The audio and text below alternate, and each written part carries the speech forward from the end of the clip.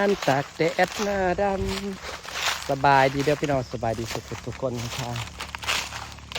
สวัสดีตอน4 โมงเย็น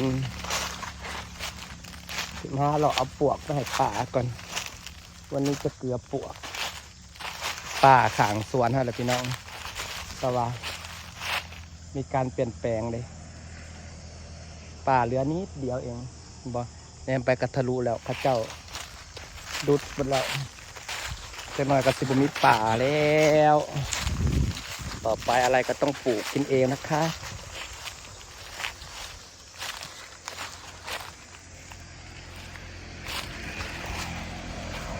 พ่อจะหัวกับพ่อแหละปวกแต่ตอนนี้ยังบ่พ่อยังเลาะหาอยู่จ้ะเลาะหาปวกพี่น้องเริ่มมีเสียงจักรจั่นเลยดิ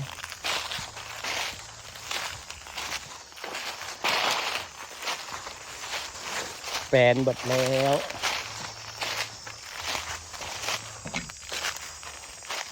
จะใส่เบิ่งข้างหลังแปลงเบิดเลยแฟนเบิดละจ้า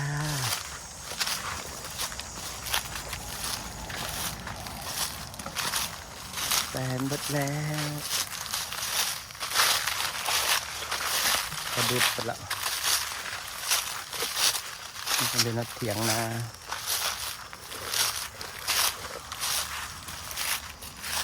ป่าแล้วป่าเห็ดปวกค่อย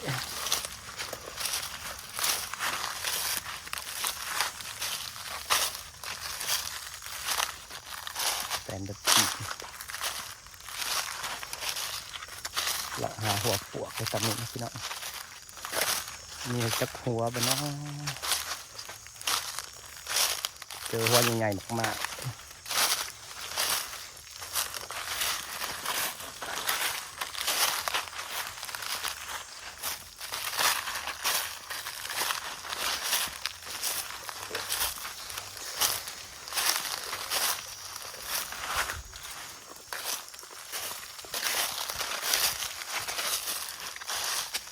พอแล้ว1 หัวหักหัวใบใหญ่พี่น้องหัวน้อยๆจะไปขุดไปเกือบต่อปิตาจินมะกระดิ่งเนี่ย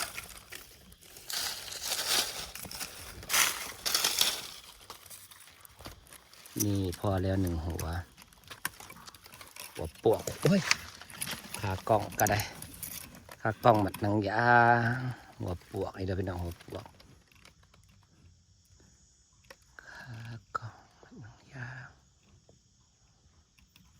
จะขุดเหมือนกันก็ได้ไปแล้ว1 หัวพี่น้องบัวทรงสีมากประเดี๋ยววันนี้เราไปหาเพิ่มอีกหัวหนึ่งก่อนก็นะครับไปหาเลาะต่อนะคะก็ได้หัวใบใหญ่ป่าแถวนี้บุคคลมีปลวกกันสีมากก็สนเดียวนี่แต่วันนี้เราจะพาไปดูเกลือปลวกมันสิกินลายบุป่าหาต่อจ้าพ่อหัวใหญ่เด้อจ้าหัวใหญ่หัวนี่พี่น้องมาดูหัวปวกหัวนี้หัวบักใหญ่ๆเลยนี่แหละอาหารเสริมของป่าเอาหัวปวกนะคะหาหัวปวกแล้วก็จะไปหาหอยเชอรี่ในบัดนี้แต่ที่จะไปทำไปดอกไม้ก็ดำมีหอยเชอรี่ไหมเอ่ยหอยเชอรี่อันนี้คือปวกหัวนี่นาสิพอเกลืออยู่บนนี้พอแล้ว2 หัวพอ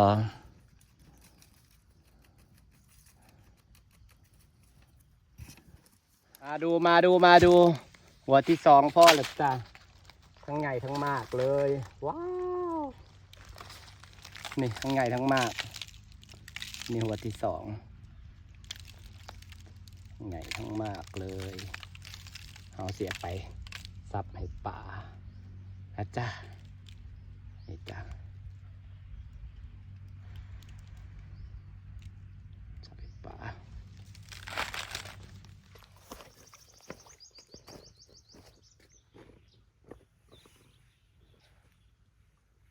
สบายดีอีกเทื่อนึงเด้อพี่น้องมาถึงบ้านแล้วพันปวกไปครึ่งหนึ่งน้อยหนึ่งแล้วถ่ายลงนี่แกะโคก หลุดมือลงไปน้ำป๊อ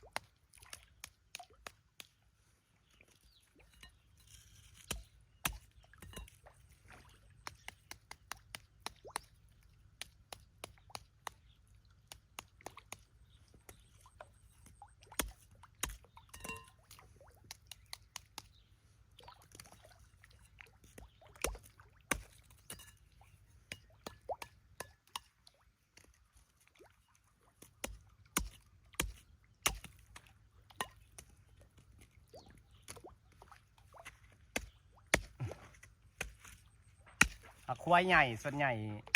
บ่มากคือหัวน้อยเด้อหัวน้อยน่ะมากอีหลี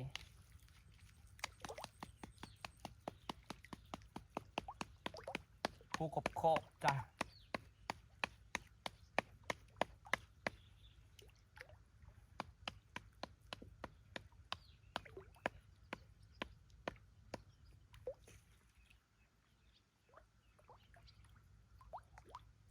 หลังมากินแซวพี่น้อง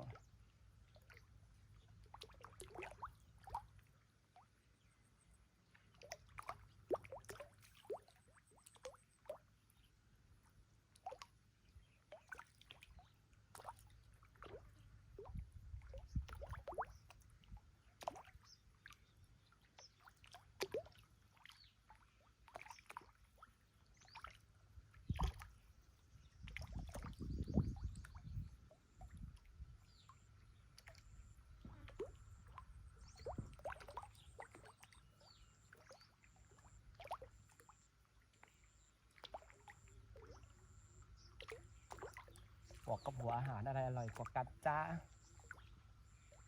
พอได้นั่งแงงมาพี่น้องพอบังเหงาเดี๋ยวจังสีแซดไปถามดอกไม้ว่ามีหอยเชอรี่บอกผมว่ามันกินหอยน้ำปลานี่นะคนหมักกินหอยเอาหอยเชอรี่มาถูกไปดูก่อนเสือเชอรี่แต่ที่ก็เสือเชอรี่มันกระโปรงแพงเนาะว่าอาหารสอบละ500พอได้20 โลเท่ากับว่าอาหารสอบละ550สอบหนึ่งมี20 กิโลตก20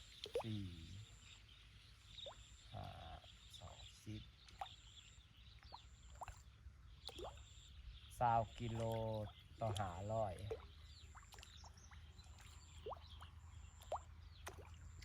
ตกโล25 บาทหรือเปล่าวะโลละ30เนาะ326โลละ25 บาทเอาไปซื้อหอยโลละ20 บาทถูกเลยหอยเขาจะขายโลเท่าไหร่จะเป็นหอยดิบ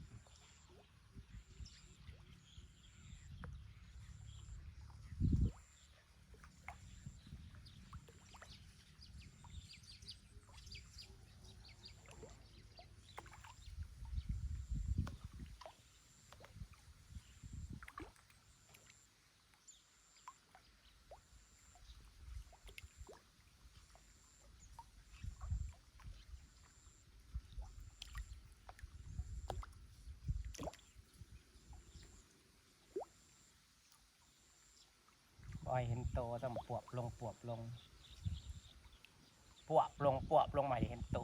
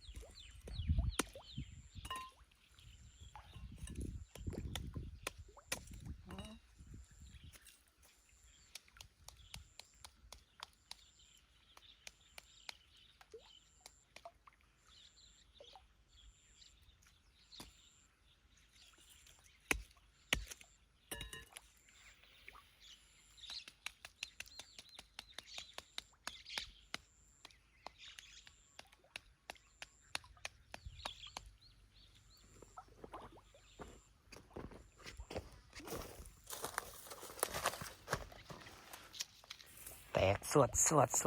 ดแล้ว ขอลงนำกับบ่ทัน